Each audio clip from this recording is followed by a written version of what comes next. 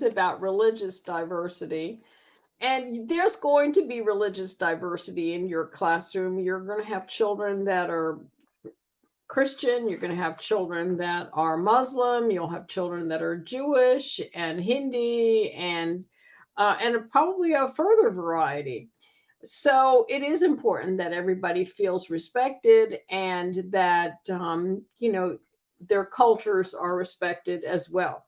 So there you have it. But sometimes it makes it a little bit more difficult. I have to be honest. When I was a teacher, on occasion there were children who perhaps didn't stand for the Pledge of Allegiance or didn't say the Pledge of Allegiance if they did stand, and didn't celebrate any of the holidays that we celebrated in the classroom, such as Valentine's Day or Veterans Day or, St. Patrick's Day. I'm not talking about religious holidays, I'm just talking about special event kinds of holidays.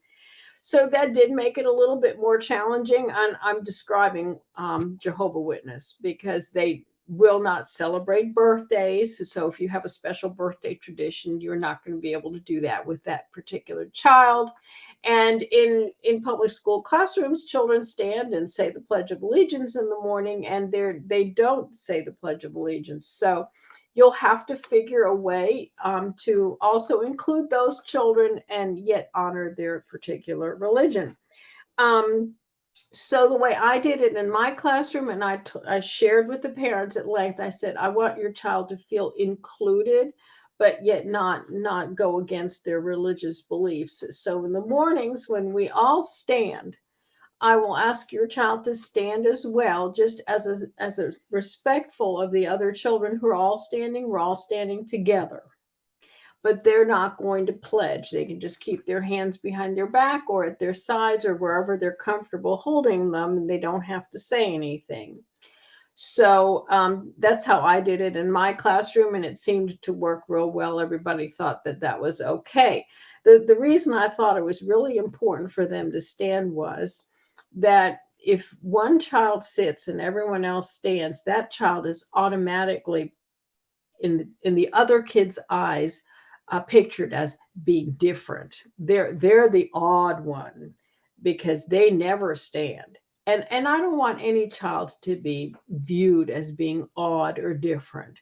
Everybody, we are all different in one way or another, and it's important that each child feel included in the classroom. And that's why I asked everybody to stand, just as a sign of respect for me, the teacher, and the other children, because we're all standing as well. Okay, that's just my own personal opinion, and it did work real well in my classroom, and never had a parent complain about having to stand. So there you have it. Okay, any questions about this? Please let me know. I'll be happy to set up a Zoom.